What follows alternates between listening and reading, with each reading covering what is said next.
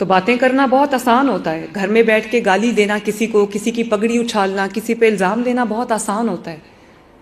اور میں یہ بات بار بار کہتی ہوں کہ میرے جو مخالفین نے میرے ساتھ کیا یا میرے خاندان کے ساتھ کیا یا میری جماعت کے ساتھ کیا، میرا اور ان کا معاملہ نہیں ہے، یہ ان کا اور اللہ تعالیٰ کا معاملہ ہے. اور وقت نے کیسا پلٹا کھایا، اب آپ دیکھیں میرے پاس یہاں پر اڈیالہ میں بند ہیں، لیکن میں حلفاً ایک بات کہنا چاہتی ہوں، میں نے آج تک کبھی نہیں کہا کہ وہ کیا کھا رہے ہیں، کیا پی رہے ہیں، ان کو اے سی ملا ہے نہیں ملا، ان کا اے سی بند کر دو، میں نے کبھی ان چیزوں پہ توجہ نہیں دی، کیونکہ مجھے آپ کی خدمت میں میرا 24 گھنٹے صرف ہوتے ہیں، میرے پاس ٹائم نہیں ہے ان باتوں کا. اور میں اللہ تعالیٰ کی دیندار نہیں ہونا چاہتی، وہ ان کا اور اللہ تعالیٰ کا معاملہ ہے، وہ اپنے مقافات عمل میں خود ہی اپنے دام میں خود ہی آ گئے ہیں، مجھے اس میں دخل اندازی کرنے کی ضرورت نہیں ہے. نہ میں نے کبھی کہا ہے کہ اس کو پکڑو اور نہ میں نے کبھی اس کو کہا ہے کہ اس کو چھوڑ دو. جس نے جو جرم کیا ہے اس کی سزا اس کو ملے گی، اور مل رہی ہے، دنیا دیکھ رہی ہے، ہم دیکھ رہے ہیں، جاگتی آنکھوں سے دیکھ رہے ہیں. لیکن میں ایسا کچھ نہیں کرنا چاہتی کہ کل کو اللہ تعالیٰ کے گھر میں میں جواب دوں. میں کسی سے کوئی ظلم اور زیادتی نہیں کرنا چاہتی. کوئی اچھا کھانا اڈیالہ میں کھا رہا ہے، اس سے بھی اچھا کھانا کھائے، مجھے کوئی اعتراض نہیں ہے. کسی کو اے سی ملا ہوا ہے، کولر ملا ہوا ہے، نواز شریف صاحب نے کہا تھا 2 لے لے، مجھے کوئی اعتراض نہیں ہے. ہاں اعتراض ہے تو اس بات پہ ہے کہ یہ ملک اب گھیراؤ جلاؤ، انتشار، گالی گلوچ، بدتمیزی، بد تہذیبی کا متحمل نہیں ہو سکتا. اگر اس وقت یہ ملک نے ترقی نہ کی تو بہت سارے نوجوان جو ہیں وہ اس ملک کے اندر اپنی ہوپس جو ہیں وہ چھوڑ دیں گے، اور یہ بہت بڑا نقصان ہو جائے گا. اس لیے ابھی نہیں تو کبھی نہیں. میں آپ سے بھی یہ گزارش کرنا چاہوں گی، جو لوگ مجھے ٹی وی پہ سن رہے ہیں، آپ جو یہاں پر تشریف رکھتے ہیں، جتنے یوتھ لڑکے اور لڑکیاں مجھے نوجوان سن رہے ہیں، خواتین سن رہی ہیں، میں سب کو یہ کہنا چاہتی ہوں کہ اپنے ملک کا ساتھ دیں. یہ گھراؤ جلاؤ اور بدتمیزی، نیریٹو کہ جی آج کل نیریٹو کا دور ہے، آج کل ڈیلیورنس کا دور نہیں ہے، بڑی عجیب بات ہے، میں نے پہلی دفعہ زندگی میں سنی.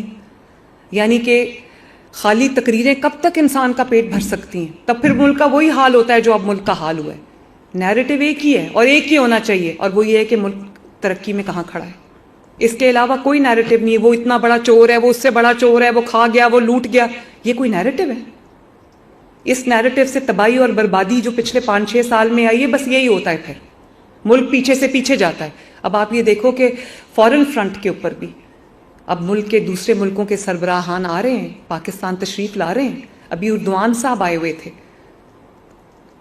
تو مجھے کہنے والوں نے یہ بھی کہا کہ ہم چاہتے تھے پاکستان کا پرسیپشن بدلے، اور اب بدل رہا ہے. پاکستان کا پرسیپشن اچھا ہو رہا ہے، بہتر ہو رہا ہے. وہ ملک جن میں جا کے لڑائیاں کرائی تھیں ناعاقبت اندیش حکمرانوں نے، کہ اس کی چگلی ادھر لگا دی، اس کو وہ بات کر دی، تو لڑائی ہو گئی. تو اسی طرح وہ شہباز شریف صاحب دن رات محنت کر کے جو ہے وہ انٹرنیشنل کمیونٹی کے ساتھ بھی انہوں نے اس میں پاکستان کی جگہ بنا رہے ہیں. اور آپ دیکھو کہ بہت سال کے بعد ایسے لگتا ہے کہ کفر ٹوٹا ہے خدا خدا کر کے.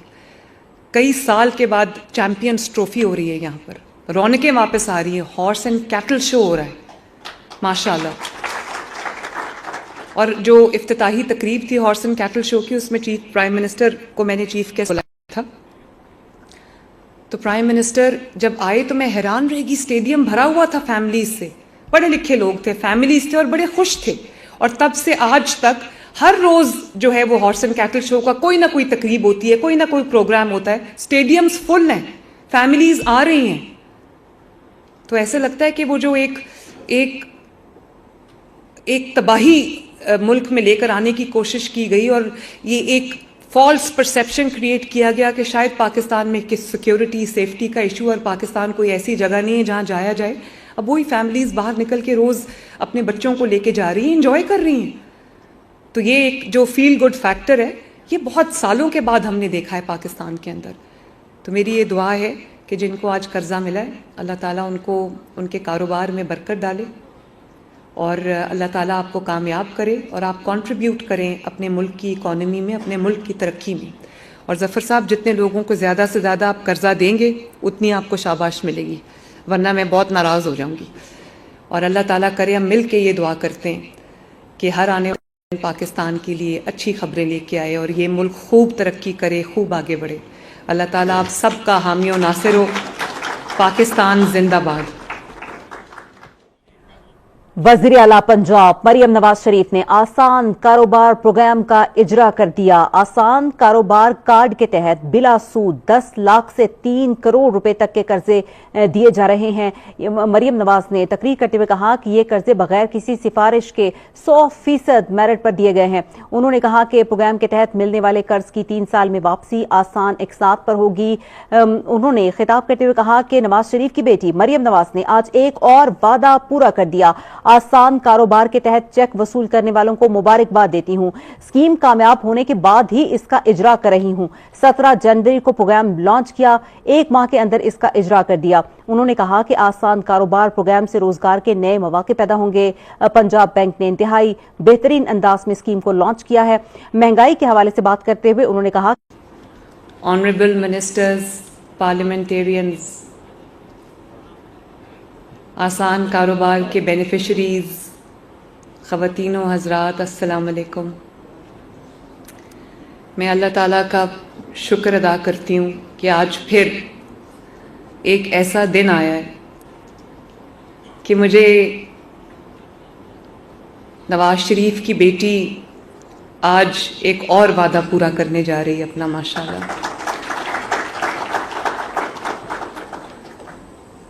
لوگ پنجاب کے بارے میں یہ کہتے ہیں, بلکہ میڈیا کے بھی کافی حضرات یہ کہتے ہیں کہ اتنی سکیمز لانچ ہو رہی ہیں, اب دیکھتے ہیں کہ وہ سکیمز جو ہے وہ ایکچولی گراؤنڈ پہ آتی ہیں کہ نہیں.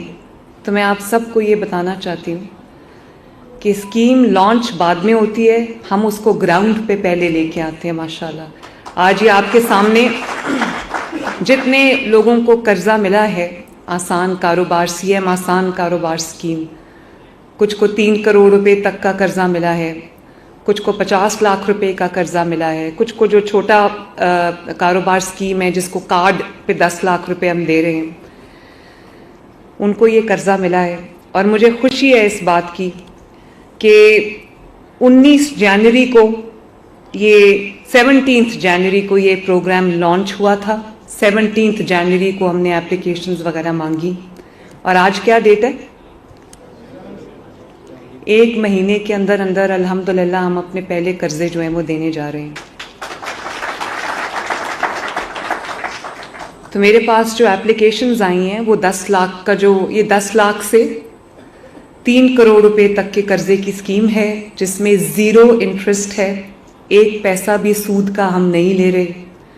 اور جو 10 لاکھ روپے ہے وہ کارڈ پہ آپ کو قرضہ دیا جا رہا ہے, اور اس کے لیے کوئی آپ سے لمبی چوڑی سوال نامہ آپ کو نہیں دیا گیا, کوئی لمبی چوڑی انفارمیشن آپ سے نہیں مانگی گئی.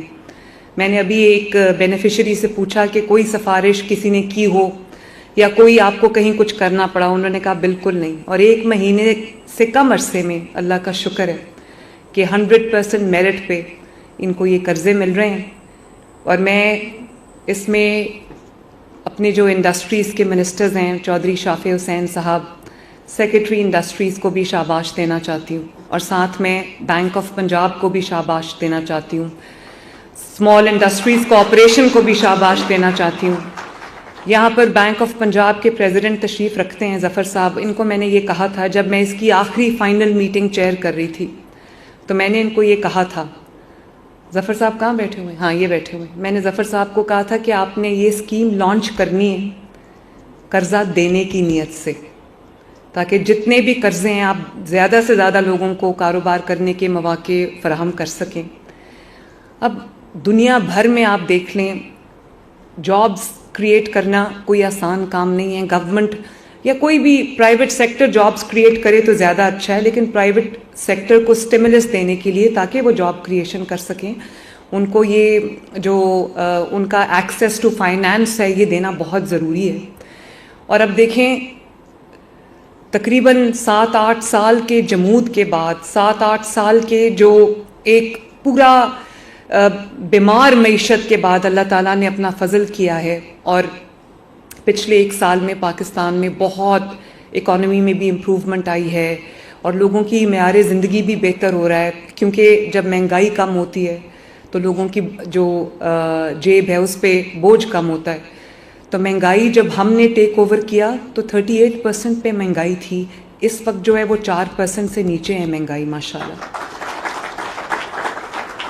لیکن پھر بھی میں یہ سمجھتی ہوں کہ جو لوگوں کی تنخواہیں ہیں اس میں شاید ابھی بھی گزارا کرنا، حالانکہ آٹا پنجاب میں سستا ہے، تمام صوبوں سے آپ کمپیئر کر لیں، اللہ تعالیٰ کا فضل ہے، گندم کی قیمت ہر جگہ وہی ہے، لیکن پنجاب میں کیونکہ ہر وقت ہر روز میں اسی کوشش میں ہوتی ہوں کہ کم از کم جو آٹا ہے اور روٹی ہے غریب کے لیے وہ مہنگی نہ ہو، کیونکہ غریب جو ہے وہ اپنے بچوں کا پیٹ اگر پالتا ہے تو وہ روٹی کھاتے ہیں. تو میری یہ کوشش ہوتی ہے، اسی لیے پنجاب میں ابھی بھی 12 روپے کی روٹی ہے اور پنجاب میں آٹا ابھی بھی باقی صوبوں سے بہت سستا ہے. اور پھر بھی میں یہ سمجھتی ہوں کہ جو مہنگائی رہی ہے پچھلے 8-10 سال، اس میں لوگوں کا جو معیار زندگی ہے وہ بہت نیچے چلا گیا ہے. لوگوں کے گھروں میں مشکلات آئی ہیں، ان کو اب سمجھ نہیں آتی کہ وہ اپنے کچن کا خرچہ پورا کریں، بچوں کا پیٹ پالیں یا اپنی بچوں کو پڑھائیں، یا پھر اگر کوئی خدا نخواستہ گھر میں بیماری ہے تو ان کا علاج معالجے کا خرچہ برداشت کریں. اس لیے میں یہ سمجھتی ہوں کہ اگر پنجاب نے ترقی کرنی ہے، اگر پاکستان نے ترقی کرنی ہے، اگر پنجاب کے عوام نے ترقی کرنی ہے، اور یہ جو میکرو اکنامک انڈیکیٹرز ہیں یہ اگر بہتر ہو رہے ہیں تو ان کا اثر، ان کا جو امپیکٹ ہے، اگر وہ ہر گھر میں پہنچنا ہے تو یہ بہت ضروری ہے کہ لوگوں کو قرضہ فراہم کیا جائے، وہ اپنا کاروبار کر سکیں، چاہے وہ چھوٹا کاروبار ہو یا وہ درمیانے درجے کا کاروبار ہو یا وہ بڑا کاروبار ہو. تو میرے پاس بہت زیادہ اپلیکیشنز آئی ہیں میرے باقی منصوبوں کی طرح، اور یہ اس سے پتہ چلتا ہے کہ لوگوں کا کتنا اعتبار ہے، کتنا ٹرسٹ ہے نواز شریف کے اوپر، کیونکہ نواز شریف نے جب کبھی اپنا وعدہ کوئی کیا ہے تو وہ انہوں نے وعدہ پورا کیا، انہوں نے کبھی کوئی جھوٹا وعدہ عوام سے نہیں کیا. تو میرے پاس جو اپلیکیشنز آئی ہیں وہ تقریباً 1,85,000 اپلیکیشنز جو ہیں وہ مجھے 10 لاکھ کے کارڈ کے لیے آئی ہیں، اور تقریباً 71,000 مجھے 3 کروڑ کے اس میں جو فرسٹ ایئر ہے جو 50 لاکھ کا قرضہ لینا چاہتے ہیں، اور اسی طرح جو 3 کروڑ تک کے اپلیکیشنز ہیں وہ بھی تقریباً 71,000 ہیں. تو میں پھر سے بینک آف پنجاب کو یہ کہوں گی کہ میں روز آپ سے یہ فگرز لوں گی، روز یہ فگر جو ہے جن کو آپ قرضہ دیتے جا رہے ہیں وہ فگرز جو ہے وہ انکریز کرنی چاہیے، اور میرا پورا چیک اس پہ رہے گا، اور جتنے لوگوں کو قرضہ ملے گا اتنی آسودگی گھروں میں آئے گی. اور جو اکانومی ہوتی ہے اس کا دار و مدار اسمال میڈیم انٹرپرائز کے اوپر ہوتا ہے، بڑے کاروبار ہر کوئی نہیں کر سکتا. تو آج میں نے پوچھا ہے کہ یہ کیا کاروبار کرنا چاہتے ہیں، کسی کا فارماسوٹیکلز ہے، کوئی اپنا آئی ٹی کا بزنس شروع کرنا چاہتا ہے، کوئی اپنا سیلون بنانا چاہتا ہے.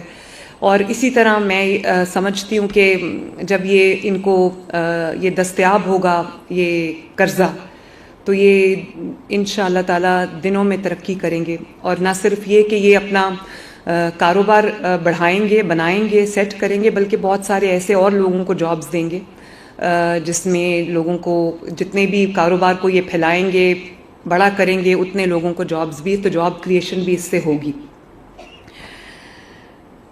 اس وقت میرا خیال ہے کہ پاکستان ایک بالکل ٹیک آف پوزیشن پہ کھڑا ہے. میڈیا جو بھی کہتا رہے، اپوزیشن جو بھی کہتی رہے، سمجھ سب کو آ گئی ہے کہ پاکستان ٹیک آف پوزیشن پہ آ گیا اللہ تعالیٰ کے فضل سے. اور یہ PMLN گورنمنٹ کا